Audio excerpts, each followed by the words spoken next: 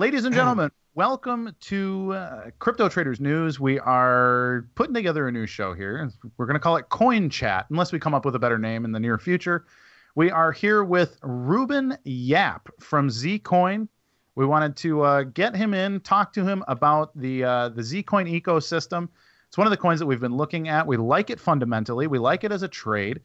We genuinely believe 2018 is going to be the year of the privacy coin. Everybody knows I'm a giant Monero fan, but I didn't want to bring Ricardo right out. I wanted to bring in somebody else who I respected. And ZCoin, it ticks all the right boxes for me. So we're very happy to have you out. Reuben, how are you doing? I'm doing very well. It's 10 a.m. here, so having my morning coffee and very happy to speak to you guys. Are you in Malaysia? Yeah, I'm actually in Malaysia. I'm actually on an island called Borneo. So we're known for headhunters and orangutans. Not so much for crypto, but that's awesome. It's an interesting all the mystery place. Animals out in Borneo. Well, rapidly disappearing, unfortunately. Yeah. I think Borneo is like the cryptozoologist haven, I believe. You'll find Bigfoot and everything else. Yeah, I was trying to get like noodle sellers to accept ZCoin, and they were like giving me this quizzical look, so that was quite fun. Wonderful. Well, that's awesome. So, what's your background? How did you get into crypto in the first place? I'm actually I was a partner of a law firm for I was practicing law for about 10 years, and I just gave that up on like 31st of December to go full time with ZCoin. Cool. But before that, I founded a VPN company in 2007, and we were like one of the largest VPN providers in the Southeast Asian region. And what happened was in 2013, a bunch of people were like, "You're a privacy service. Why don't you accept Bitcoin?" I was like, "What is this stuff?" And because like VPNs aren't that expensive, I was like, $10. Yeah, let's just try this out. Let's accept this funny new coin. And that's how I first got into Bitcoin, and I thought that was quite interesting. Cool. And yeah, that time there was no exchanges in Malaysia, so I had to like do it with some Singapore guy on Skype. It's all really dodgy. Yeah, but it's good fun. Yeah. That's how a lot of us started. It was the same thing. My first couple of transactions, I had a bank teller looking at me like I was, funding terrorism or something with my crazy transfers. And yeah, it's well, good to have you on. ZCoin is sitting at about $67 on CoinMarketCap right now. Are you a trader at all? Is that something you like to do, or are you focused on the tech and you're doing what you do at ZCoin? Well, I mean, like I bought lots of coins. I would call myself a day trader. I don't really know how to read charts very well, but I understand the technology well, and generally I just buy it when I look. Hey, this is a cool coin. This is good fundamentals, and yeah, I would call myself a fundamental trader, but I wouldn't call I don't really understand all this like head and shoulders and inverse and what cup and handle. Cup and handle. That's the favorite pattern of all crypto traders in the Crypto Traders Pro group. They think everything is a cup and handle. So sometimes I have to break the heart and say, it's not really a cup and handle, man. Sometimes you see what you want to see from trading, right? You're like, I think it's Trading is very emotional. All right, so give us the 30-second overview. Like, what is ZCoin according to Reuben Yap? ZCoin is not Zcash. We're always confused about that. But so ZCoin is a privacy coin. We focus both on privacy and decentralization. So we have both technologies that deal with this. We're the first coin that implements the zero coin protocol, which isn't the same as the zero cash protocol. And I guess we are sort of like offering like a very balanced offering. We're using good cryptography, like good tested cryptography that isn't novel, and we offer a pretty good level of privacy as well. And I guess that's it in a nutshell, I suppose. Okay, cool. Does ZCoin have any relationship with Zcash at all, or is it just a coincidence that they're named similarly, or what's the basics on that? I know that one's common. People get them confused. Yeah, I mean, it's really common, and there's a lot of talk about, whoa, should we rebrand? Yeah, I mean, there's been talks about that, but I guess the fundamental is that ZeroCoin was a paper coined up by Matthew Green, Ian Mears, and a bunch of other researchers. And after that, then they moved on to develop Zerocash, which is it's a paper that is the foundation of Zcash. So beyond Paramin being once a student under Matthew Green, there's no relation between Zcash and ZCoin. I mean, even the cryptography is different, but the academic papers have common authors. But they're not the same cryptography. So I guess that's the only relationship, I would say. Why are we called ZCoin? I mean, we actually launched before Zcash, so I don't know. So, but ZCoin is named after ZeroCoin, so yeah. Sure, that makes sense. Very cool. Well, we were talking earlier before we came on the air, and we discussed how the word fungibility is a terrible word to use. Was not a word invented by marketing or branding people at all. But why does privacy, anonymity, and fungibility matter in a coin, in your opinion? I think right now, I mean, like, of course, privacy and stuff continues to be a niche market right now, right? Like, always everyone will be using Monero or some other privacy coin. Sure. Which is why Bitcoin is still the king. But I guess the idea is that now with increasing sort of like government surveillance and it's a lot of invasion of privacy, like if you take a look, there's so many blockchain analysis firms out there. Absolutely. And people don't realize that on a blockchain, everything's permanent, right? And people say, oh, it's fine. But it's basically almost like having your bank account like posted there permanently.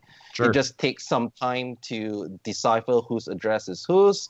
And I think that's an important thing, especially when you take a look at common reporting standard, everyone's like, oh, anti-terrorism. And I think it's gone in a really dangerous sort of territory where on the guise of preventing terrorism and money laundering, all our privacy freedoms have been kind of eroded. And I guess that's kind of against what a currency is about, because once you start being able to know who owns what, you can censor, you can rate, you can, actually, if you think about it, a lot of people don't even give their spending habits to their wives. And why should you want to have that in public, right? Sure. So, I think that's I think your spending habits and how you spend your money or how you earn your money beyond the tax stuff is very private information. And as a currency, you should have some protections in that regard. Sure. And I guess it's about, sort of combating government type of overreach, I suppose. Yeah. No, I agree, man. That's what got me into cryptocurrency in 2013. I was a libertarian activist. I was against the bailouts and all of that, and went and marched with a mask on and all of that. And then I met some people that said like, "Hey, we can change all this, man. Have you heard of Bitcoin?" And so they explained it to me. I looked into it, was like, "Yeah, this is awesome. I'm in. Count me in." And so it's been history ever since. So it's awesome to hear that that's the thought process going on over with the ZCoin folks as well.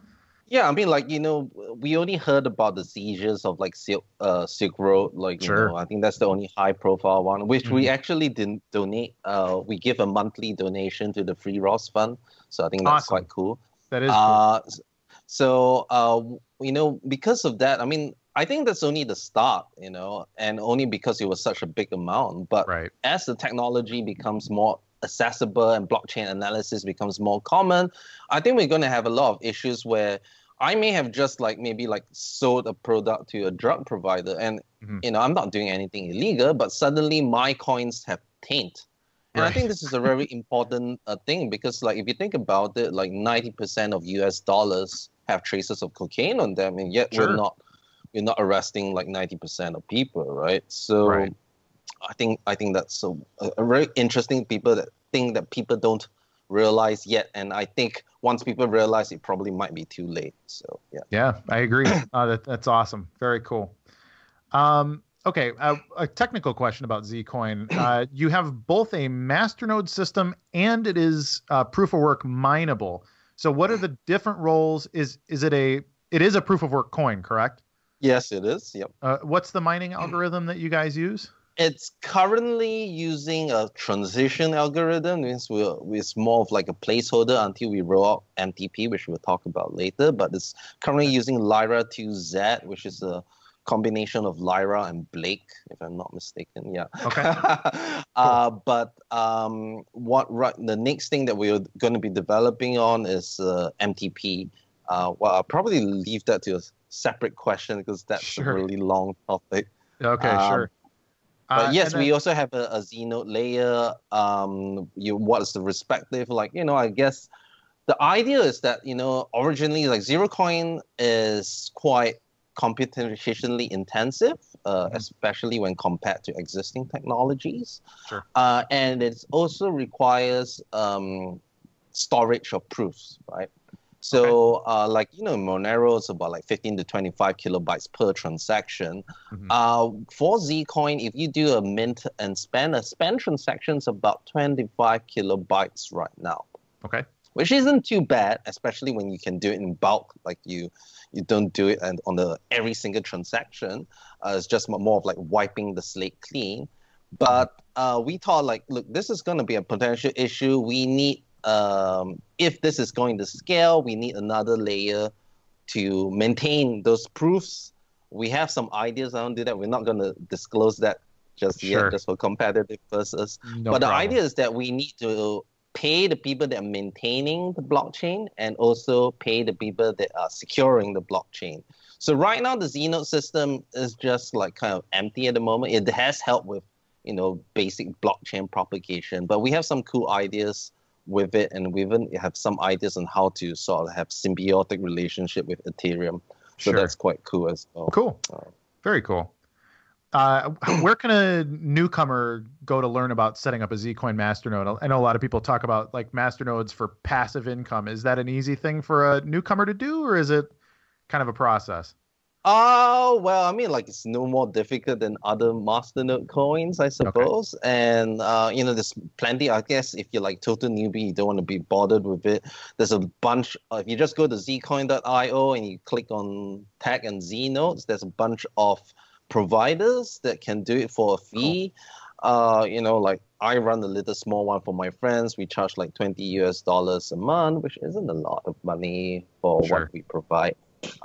So yeah, I guess that's the easiest way to do it, but please be very careful and make sure you're dealing, because we had a lot of people talk in the public channels and not deal with people privately PMing you, because we have people have lost thousands of Zcoin because they got scammed into sending the 1,000 Zcoins to them, and it's quite sad. Some of them lost their entire savings, which Yeah, it's a big problem with people that think they can get rich quick and they don't know who to trust, and heard a lot of stories like that. They feel like they're missing the boat and they make silly decisions. And you get these horror stories. I mean, we all been through that, right? We all went through Mt. Gox and all that stuff. Or you get one of those, you get a friend in your life that joins a multi-level marketing thing and they want you to buy protein shakes, right? Connect. Right. Exactly. So do the masternodes, are they involved in the, I really like how your wallet's set up, for one. The minting, I like the terminology that you use. You have minting, so you're minting a zero coin, correct? Yes. Which is different than using the public blockchain, which would be the ZCoin, correct? Right. So is the masternode participating in that, or is it just built into the algorithm itself? So actually, it's a built-in protocol. So there was an idea of using the masternodes to only to be able to run a light wallet, because ZeroCoin transactions to verify takes about half a second. It doesn't sound like a lot, but when you have a lot, it's quite a lot. Yeah. So we don't want people to be running these type of stuff on a Raspberry Pi. Right. Right. Yeah. Obviously, you want like a decent system, and we have some ideas where the masternode system can, we can delegate it and say, okay, I'm okay with trusting the masternodes to perform that transaction, and I can always verify it later. But just for the moment, I just want a Raspberry Pi to use it. We can do that. Right now, that's not live, but right now they are functioning like every other node, and actually like if you think about it, the verification happens on every single node as well, so you don't actually have to trust the master nodes. For example, in Dash, where the Dash are actively mixing, so they can actually see the mixes happening, because we use the cryptographic zero knowledge proof. Even when they're doing the processing of that, all they're seeing is just cryptography, and they can't de-anonymize that. You don't have to trust the masternodes to do that yet. We may have an option to do that in the future, but we're being a bit careful about that. Yeah. Okay, that sounds good. Well, that's was going to be my next question is how does ZCoin compare to something like Dash or Pivx or some of the other coins you hear? And then I'm going to ask for your opinion about Verge. But first, I want you to let me know how how ZCoin is different than Dash or Pivx or some of them who do use their master nodes specifically to do their obfuscation or create their anonymity. Well, I think even Dash themselves, I mean, I'm on good terms with Dash people, and they have said, like, privacy is not a concern, and that's quite sad considering their origins as dark coin, right? Right. And there's even like a bunch of papers out that shows that on top of the usability aspects, because in Dash, what happens is kind of like a mahjong table, right? You have a bunch of people coming to the table, you put in your coins, and you just do this, and then you take coins back. And that's basically how coin join and how it works. But you have to find those other mahjong players. And Dash, I don't know, maybe even now, they used to have problems even finding people because not enough people were using this feature. And even the Dash guys are saying it doesn't seem that most people care about privacy in their platform. They're more concerned about the masternodes, and that's the main issue with Dash, because you have to find other people to mix with, and they have to be actively mixing. That's a big problem. And so they have to be mixing while your transaction. You have to be doing a transaction. Yes, I have to click to say I want to actively mix. I have to keep my wallet open. So there's a lot. Like actually a much smaller set of people to work with. And it was such a big problem that Dash even had liquidity providers. There was a masternode proposal to actually have people to are paid to run their wallets to mix. Interesting. It's not an ideal solution. No. And I think there's papers that show that, private sand is basically broken. It can be de-anonymized quite easily. Pivx used to be a Dash clone. They have actually recently now adopted our ZeroCoin protocol. I mean, they made their own changes, but they are now using a ZeroCoin protocol. So now Pivx is just using it for instant send and stuff like that.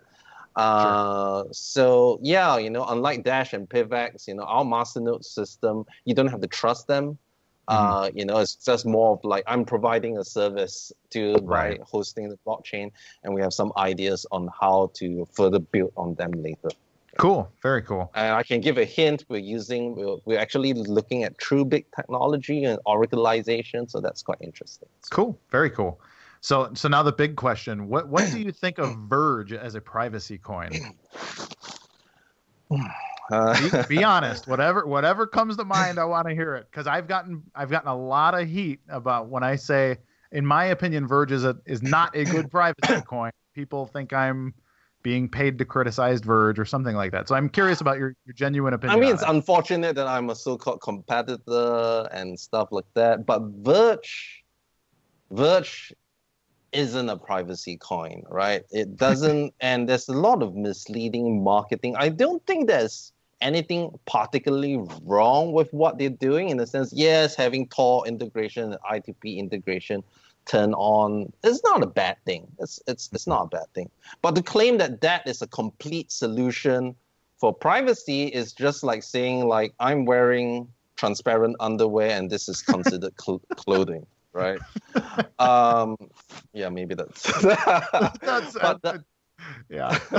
but the idea is that people are confused with blockchain privacy and network privacy, right? So network privacy is about protecting your IP address, and Verge has always gone about saying like, oh, we all these transactions online have your IP addresses on them. Okay, first of all, a transaction on the blockchain doesn't explicitly record your IP address. If you take a look at any blockchain transaction, it doesn't say, oh, originated from what IP, right? Right. And there is still an amount of guesswork to find out where did the transaction originate from. To be able to find out where the transaction originated from, you need to own a great number of nodes in different places of the world to be able to sort of see how the transaction is propagated through the network. It is possible, right? But it is not the primary way in which people identify you on the blockchain. It is an important thing to protect, but it is not complete in itself, because the primary thing that removes your privacy on the blockchain is your relationship and behavior on the blockchain. It's like how the transactions link to each other. A pays to B. I don't care what IP address A has and B has. I mean, yeah, maybe it would help in identifying it. But the fact that if A keeps on paying to B, A keeps on paying to B, and suddenly if I know who B is, I may have a good idea of who A is. Sure. And we are all humans. We have predictable behaviors. And there's many other things like multi-input transactions which can link different addresses together. The idea is that you need to have a blockchain privacy system to actually obfuscate or sort of hide your history on the blockchain. And if you don't have that, you're not a privacy coin. Okay. Well, what about Wraith Protocol? Does Wraith Protocol solve that? No, Wraith Protocol doesn't solve, because this is what they've been bandying about because of the cool name was Wraith Protocol.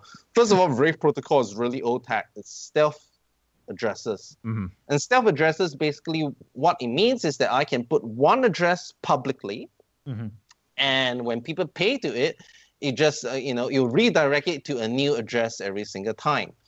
But you can do that with any other coin just by giving a new address. It's more of a convenience in the sense that instead of me having to give out a new Bitcoin address or ZCoin address every single time, I give out one single address. And it's not a bad thing. Right. But again, it does not give you any additional privacy than just giving a new Bitcoin address or ZCoin address every single time. So it does improve privacy, but still, again, I guess it's like, well, now I have opaque underwear and... Cool. So then, still not the complete solution. Sure. So then, as a follow-up, what are your thoughts on Monero as a privacy coin? That's my favorite coin. Everyone who knows me knows I'm a Monero guy. So I'm curious what your thoughts are there. I really think, Monero deserves its spot as a top privacy coin. It has had. I'm quite realistic, in the sense that. Some people like Monero can do no wrong. There have been quite huge hiccups in Monero. Like, for example, the first few years of transactions were completely de-anonymized and stuff like that. So, I think that they have a solid team. They are actually I think they are having the closest to a complete product because they've already gone through quite a few years of development. Right. So, they have Porphyry, they have the ring signatures, they're using good technology and stuff like that. So I do think that it's a good coin. But that doesn't mean there can't be others as well.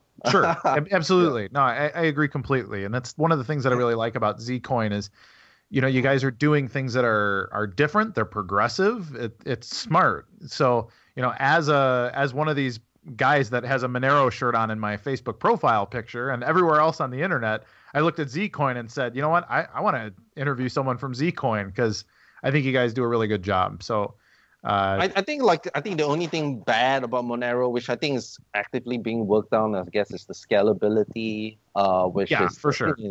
The large sizes, the non-prunable blockchain. Which is, I guess, we are slightly better in that regard. And I guess it's also it's a problem. Well, maybe not so much now, but it still is in the sense that Monero has such a unique code base that because it doesn't use Bitcoin, you have problems with your hardware wallet integration. And it took a very long while for even exchanges to bother listing Monero. Right. So it's not the most easy to use. Sure, absolutely. Even with the GUI. Yeah. So, all right. Let's see. What are your thoughts on ZCoin as a something to trade or something as an investment? Is it something like, do you think of ZCoin as an investment, or do you want to see it primarily as a means of exchange? And if it's a means of exchange, are there retailers now that actively accept ZCoin, or is that something that's being worked on, or what's up with all that? Well, we, of course, we call ourselves a digital currency, right? Not a digital investment. Or else we have some problems with how we test and stuff like that. But even then, we have always aimed to be a currency. We are a cryptocurrency, right? Yes. And I do think that we should be aiming to be to function as a currency. But of course, in this early stage, to get people excited, maybe at the beginning it will be an investment, right? Sure. Same like Bitcoin, I suppose. Right. Yeah. So in a way, so in terms of merchant adoption, I mean, we're quite a relatively new coin. We only started in like 28th of September 2016. Yep. But we have like over 100 vendors like in Thailand accepting ZCoin. So that's quite cool. They have really cool stuff. Like they sell gold, they sell motorcycles, they sell push-up bras, which is quite funny. And we got integrated in coinpayments.net. There's a bunch of other sites that also set, you can buy VPNs with ZCoin. You can buy, there's even like a custom motorcycle shop in Romania that takes ZCoin. So yes, we have some merchant adoption. I wouldn't say like, well, it's huge or something like that, but it is being worked on, and it's quite fun to see like all these little shops, the smaller shops accept them. So yeah, we're working on it, but very cool. Especially in the Southeast Asian region. Yeah, sure, that makes sense. So what do you got? What's coming up next? Are there light wallets coming out soon? Do you have is there anything on the roadmap? We're big fans of Exodus wallet. Do you see integrations with that coming soon, or what's something we can be looking forward to with ZCoin? Well, we actually recently just completed our first Electrum transaction, so we would have an Electrum Light wallet. We're actually also working on the fork of Braid wallet and also the Copay wallet. Cool. That's still in development, but the Electrum Light wallet is almost completely done. We just need to make sure to build the binaries for Mac and Windows, and then it's more or less done. We wouldn't have the ZeroCoin functions just yet, but at least we have like a base wallet to work from. We also have our Insight server running. So we have light wallets all in place already. Cool. But what's next in the big development roadmap, I guess, we have actually a release that's probably coming in the next few days, which basically it's an entire rewrite of the ZeroCoin code. It's really big, but it's not very sexy to promote the backend stuff. But it does improve the ZeroCoin performance a lot more, and it buffs up a lot of security stuff. Cool. And we believe that we will have the best ZeroCoin implementation out there. And verification has dropped down, and all these issues of the slow syncing will be gone.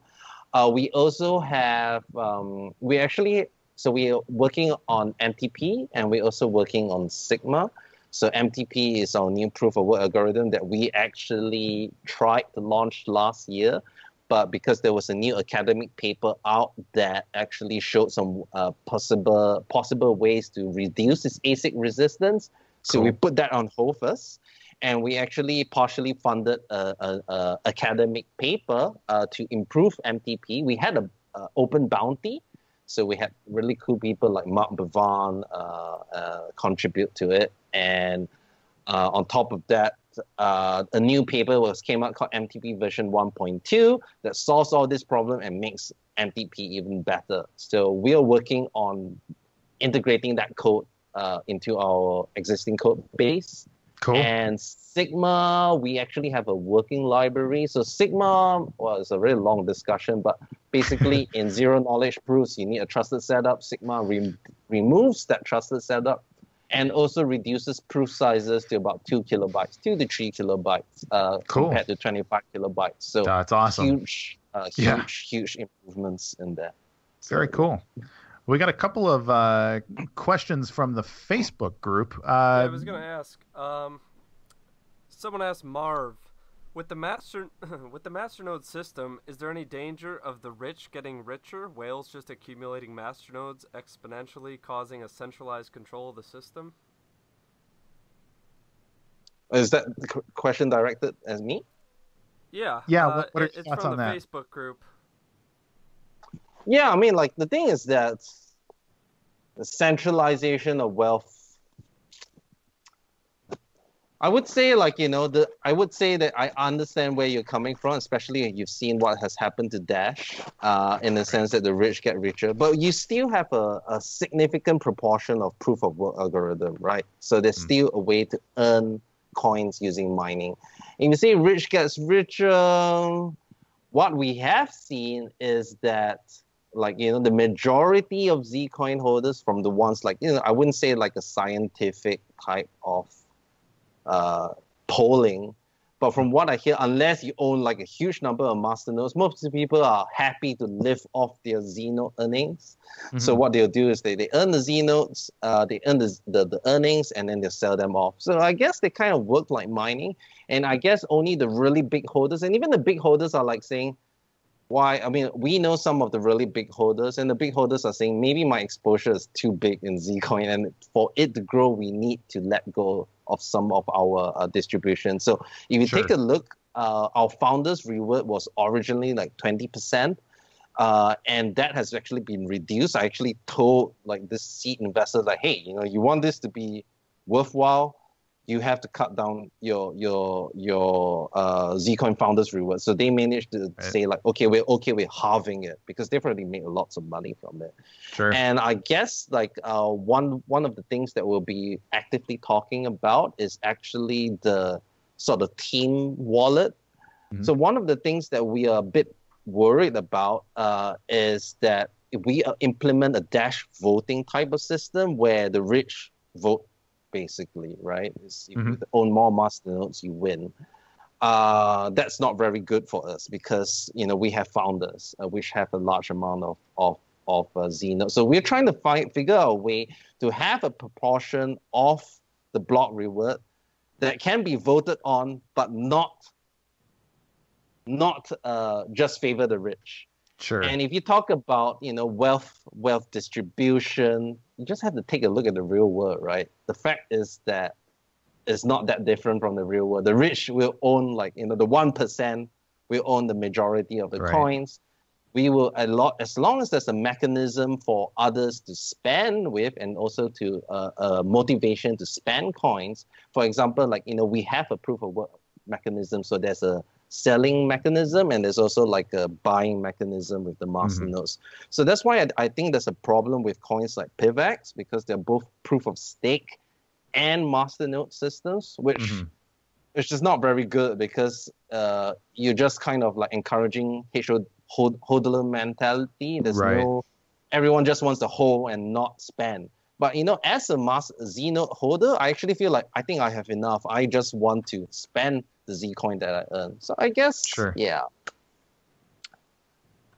It's a bit of a roundabout way to answer the question. Yeah, no, that makes sense. I mean, you know, rich are only rich if they're buying something, right? You know, you can be the wealthiest guy in the world. But, right, but they have to reintroduce their money into the economy somehow in order to buy with their wealth. So And the thing is that, like, you know, people say, oh, you know, Znodes are unaffordable. When we announced Znodes, ZCoin was worth like what, $15 or something like that, and that was what we based it off on. And only when the price went nuts, and we're like, wow, that's really expensive. But, you know, it's, I guess it's early adopter advantage, which has happened in every single cryptocurrency. Sure, absolutely. We have one more question from Farouz in the Facebook group. He said, how big is your developer team? Oh, right. We actually recently expanded our developer team, so I have to recount. Sorry. No problem. It's not just one, unlike some other projects. 1, 2, 3, 4, 5, 6, 7, 8, 9. We have 9 developers right now. We actually have also outside contractors working on it. So we have put in a lot of work into the ZeroCoin revamp. And I think there's a lot of concerns like saying, oh, why is your GUI so crap? Well, if you talk about Monero, they didn't have a GUI for several years.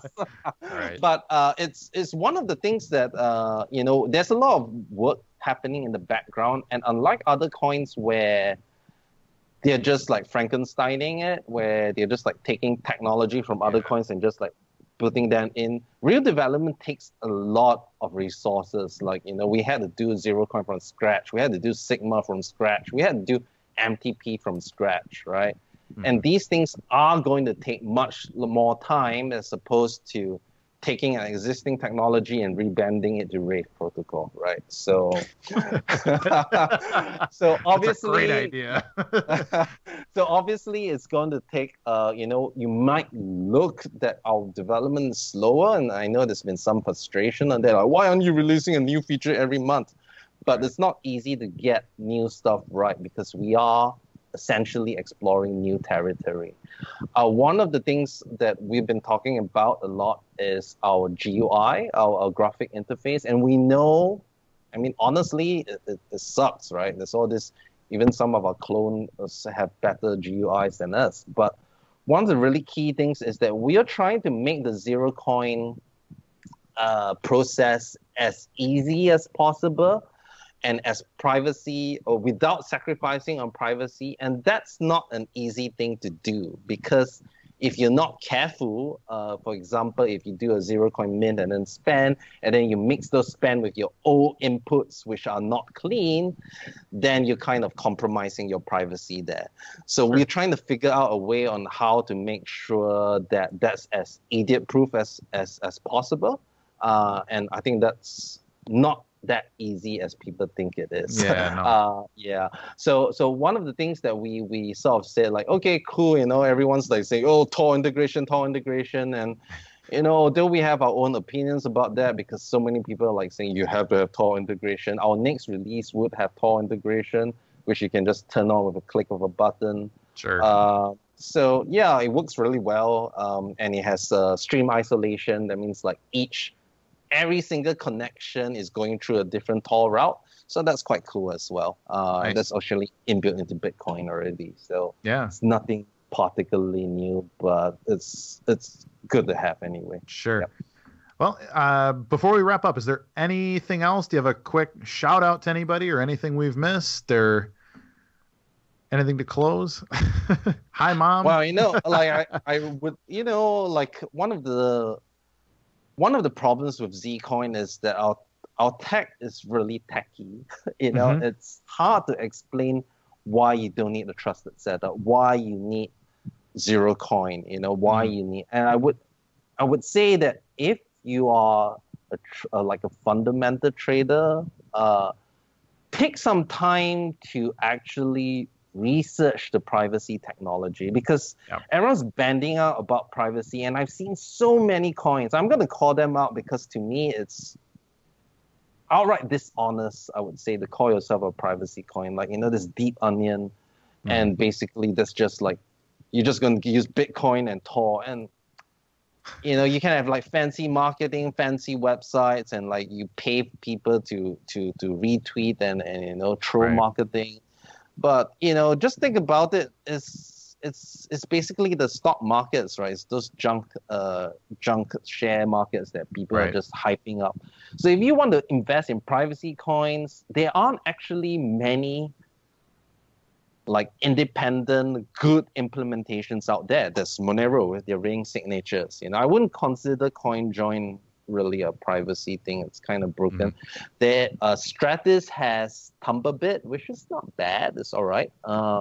And of course, there's the upcoming Mimblewimble in Grin. And beyond that, of course, there's ZeroCoin and Zcash. So so those are the only legitimate privacy mechanisms out there. There are some other coins which have centralized mixers. Like, what the hell? Why would you do a privacy with centralized mixers. Right. So I think that, focus on the ones that I mentioned. Those are the only legitimate technologies out there. Sure. And take a look at, and it's very easy to just copy the technology. Like, for example, with Zcash or even with ZCoin, you can copy the technology, implement it. But personally, because there's so many things that can go wrong, we have gone through our fair share of stuff. Monero has gone through their fair share of problems. I would trust the people that really understand the privacy technology within it, rather than someone that's just like, oh, I'm just going to copy it and assume that that's okay. Because we have had coins that got hacked really badly because they didn't quite understand the code they were adopting. Sure. So I guess that's my takeaway from that. But do take a look at MTP. Take the time to look at it because it's really cool technology. Yeah. But it's really hard to explain in a short session. I love it, Reuben. We're very grateful to have had you on. I really appreciate your passion and your honesty. It really shows that you care about putting together a good product. You're not just a guy shilling your coin, and you're not just some fork of some other thing. And the we're not part of Zcash. Yeah, no. Honestly, I really respect you guys. I really like ZCoin. And again, I appreciate your time. You've been on with us for 45 minutes. I appreciate you jumping in and doing all this with us. I was going to ask one more question. We got somebody keep asking in the group. Does ZCoin have a rebranding that they're looking into? It's something we have talked about. And there's always a big talk like, oh, you're going to get confused with Zcash and whatnot. But right now, we are starting to build our own name in the sense that people know that ZCoin is not the same as Zcash. And to suddenly rebrand and sort of abandon all of that, it's something that we really have to think about because, we talked about it with our seed investors and we had a meeting about it. And we're like, we're not removing the possibility in the future. But for the moment, we just want to see how far we can take this current brand because it is key to who we are. We're using zero knowledge proofs. We're using ZeroCoin. We are ZCoin, Right. But if you have any good ideas on awesome names, just let us know and we will consider it. It's not out of the question. Sure. But it's not a near-term priority right now. Actually, right now, I feel that our product is it's not ready for the masses. It has to be so easy to use. The whole idea of mint spend is also quite for many users it's very hard to grasp and people don't use it properly. I mean, if you take a look at Zcash, people were not using their privacy feature very well. As a result, they were actually exposing themselves, and that led to a lot of issues as well. So we want to make sure that it's easy to use for the general public before we start huge marketing endeavors. Yeah. I think that's important, for long-term sustainability. Because right now, even many people now they're like, oh, I'm too lazy to hold Zcoin in my own wallet. I'm keeping it on Binance or Bittrex, and that's just not you. Yeah, for sure. Well, again, thank you, Reuben. Really appreciate it. Everybody check out ZCoin. What is your handle on Twitter? I know you're at zcoin.io. Well, what's the Twitter handle? It's a ZCoin official. So ZCoin official. We have a verified tag, so it's us. Got it. And we are also on Telegram. We are on Discord. And if you just go to zcoin.io and click on community, there's all this bunch of links that you can do. And, generally the most active places to talk will be Discord and Telegram. So if you want to reach out to a community, that's the best place. Nice. Well, thanks again. You've been the first guest here at Coin Chat at Crypto Traders, at Crypto Traders Group, CryptoTradersPro.com. We really appreciate your time and hope to talk to you again soon. Right. Yeah. Thanks so much for having me on the show. Thanks, Reuben.